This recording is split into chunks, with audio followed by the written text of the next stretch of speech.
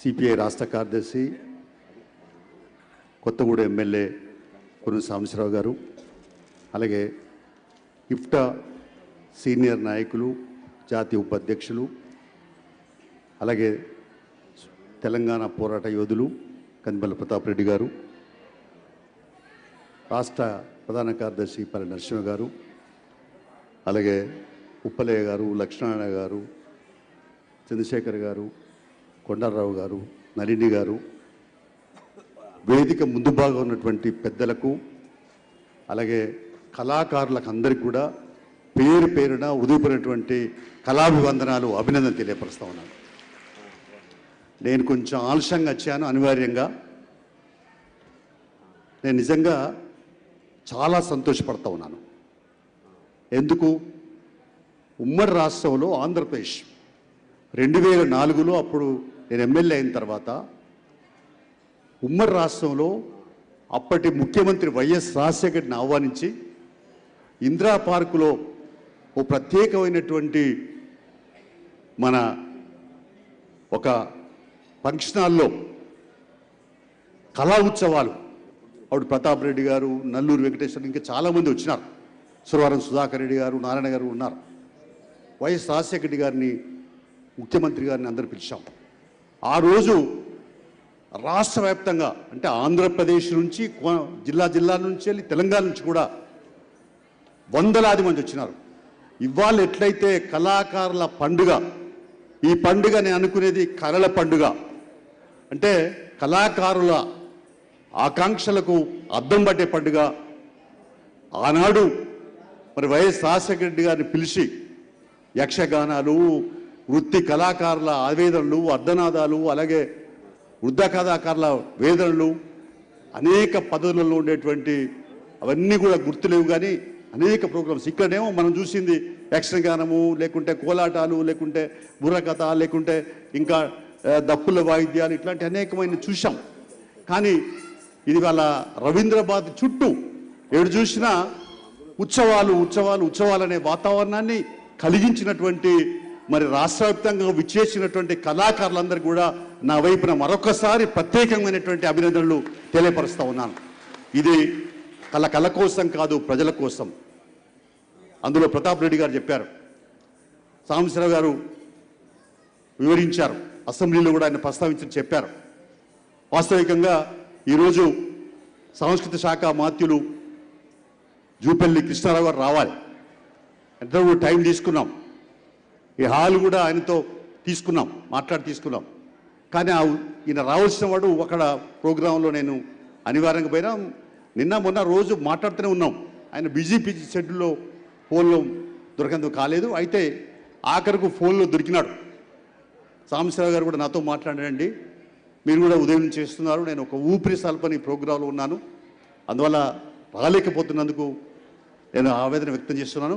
తప్పనిసరిగా ఈ తెలంగాణ ప్రజానాట్య మండలి సాంస్కృతిక విభాగం మరి కళాకారులు ఎదుర్కొనే సవాళ్ళు, సమస్యలు, సాంస్కృతిక విధానానికి సంబంధించిన అంశాలు, ఏ విషయాలైనా మీరు రిప్రజెంటేషన్ ప్రాతినిధ్యం చేస్తే తప్పనిసరిగా వాటి పరిష్కారాన్ని కొరకు నా వంతు బాధ్యత నిర్వర్తిస్తానని చెప్పి మరి జూపల్లి కృష్ణారావు గారు కూడా మనకు హామీ ఇచ్చారని కూడా ఈ సందర్భంగా మీకు తెలియపరుస్తా ఉన్నాను.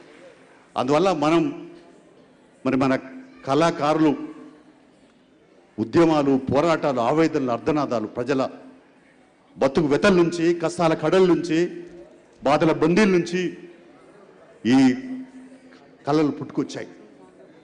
మరి ప్రతాప్ రెడ్డి గారు చెప్పినట్టుగా ఆట, పాట, మాట, ఇది మన తెలంగాణ ప్రజానాట్య మండలికి కూడా ఆట పాట అనేది కొత్త కాదు. అంటే ప్రకృతి సిద్ధంగా ప్రజల ఆవభావాల నుంచి, అర్ధనాదాల నుంచి వచ్చినటువంటి ఆవేదన నుంచి తెలంగాణ సాయుధ పోరాటం అంటే ఏమిటది? శుద్ధాల హనుమంతు నుంచి మొదలుకొని అనేక మంది యాదగిరి బండెనుక బండి గట్టి 16 బండ్లు గట్టి ఏ బల్లెవతో కొడుకో నైజాం సర్కారుడా అనే పాట ఆనాడు ప్రజల హృదయాన్ని కదిలించింది.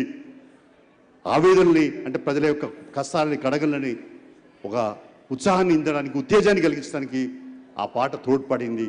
అలాగే ఇవాళ కూడా మన కళాకారులు కూడా పాడుతున్నటువంటి పాటలు కూడా ఇప్పుడు ఈ నృత్యాలు, ఉత్సవాలు కోలాటాలు ఇవన్నీ కూడా సరే యక్షగానాలు కొంత ఎల్లమ్మ కథ ఆ కథ ఈ కథలు చెప్పినా అసలు ప్రజల ఇతర కథలు చెప్పాలి, ప్రజల కష్టాల కథలు చెప్పాలి.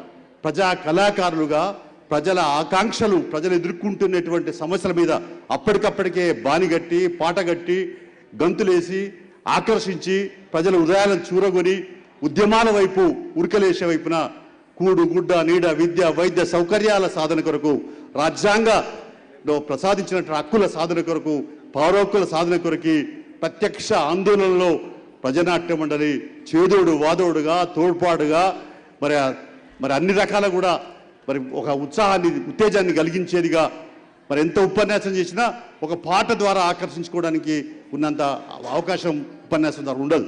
అందుకనే పాట మరి కళాకారులను ప్రోత్సహించాల్సిన బాధ్యత తెలంగాణ రాష్ట్ర పార్టీ కూడా తీసుకొని మరి అప్పటి నుంచి తెలంగాణ రాష్ట్రం ఏర్పడినప్పటి నుంచి కూడా అనేక పద్ధతుల్లో ప్రోత్సహించడం జరుగుతూ ఉంది, ఇప్పుడు కూడా కొనసాగుతూ ఉంది.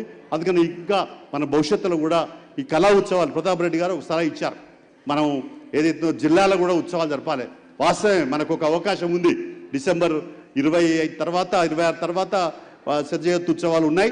ఆ సందర్భంగా కళా ఉత్సవాలు కూడా మనం ఈ ఇఫ్టా ఎప్పుడు స్థాపించబడదు దాన్ని కూడా ఒక వార్షికోత్సవం అది పెట్టుకొని తద్వారా అది ఇది అన్ని కలుపుకొని మరి మనం అంతరాలు లేని సమాజం, సమసమాజం, దోపిడి రహిత సమాజం, మరి మధ్య దళారీ దోపిడి లేని సమాజాన్ని నిర్మించాల్సిన ఆకాంక్షలో ఉంటాం. కాబట్టి ఆ వైపున అడుగులేద్దాం, ఆ వైపున మరి ప్రజలను చైతన్యపరచడమే ప్రజానాట్య మండలి ప్రధాన కర్తవ్యం, ప్రజలను ఉత్తేజపరచడమే ప్రధాన కర్తవ్యం.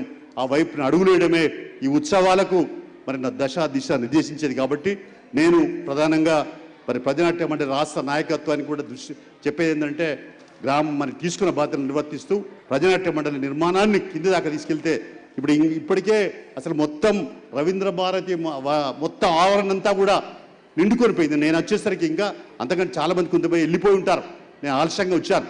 అందుకని ఏదైనా ఇది సక్సెస్ఫుల్ అయింది. ఈ కళా ఉత్సవాలు మనం కలుసుకుందాం, ప్రజాకళకు ప్రోత్సహిద్దాం, లేకుంటే ఇవాళ మనం ఏదైతుందో ఒక సంస్కృత విధానాన్ని రూపొందించుకోవడానికి మనం ముందుకు అడుగులేద్దాం అనేటువంటి ఏదైతే అనుకున్నామో అది సక్సెస్ అయింది, విజయవంతమైంది. అయితే భవిష్యత్తులో కూడా మనం ఈ కళా ఉత్సవాలని మరి ప్రత్యేకంగా కొనసాగించేందుకు ఇది ఆఖరి కాదు, ఇది ఆరంభం. దీన్ని ఇంకా మునుముందుకు తీసుకెళ్లేందుకు, మరింత విస్తృతపరిచేందుకు పల్లె పల్లెకు ప్రజానాట్య మండలి, ప్రజల వద్దకు ప్రజానాట్య మండలి, ప్రజల కొరకు ప్రజానాట్య మండలి, ప్రజల కష్టాలను పాల్పంచుకునేది ప్రజానాట్య మండలి, ప్రజల కష్టాలు తీర్చేది మరి ప్రజానాట్య మండలి అనే లక్ష్యంతో ముందుకు పోవడం, మరి ఆ వైపున అడుగులేయడానికి ఇక్కడ మనమంతా కలిసి మరి అందరం ముందుకు పోతే ఎంత మీరు కదిలితే అంత మా వైపు నుంచి కూడా ప్రోత్సాహము సహకారం కూడా ఉంటుందని చెప్పేసి కూడా ఈ సందర్భంగా మీ అందరికీ ప్రత్యేకంగా తెలియపరుస్తా ఉన్నాను. అందుకని ఈ ఉత్సవాలు విజయవంతం అయినందుకు నాయకత్వానికి అలాగే మీ అందరికీ కూడా మరొకసారి హృదయపూర్వకంగా కళాభివందనాలు విప్లవాభివందనాలు తెలుపుతూ సెలవు తీసుకుంటాం.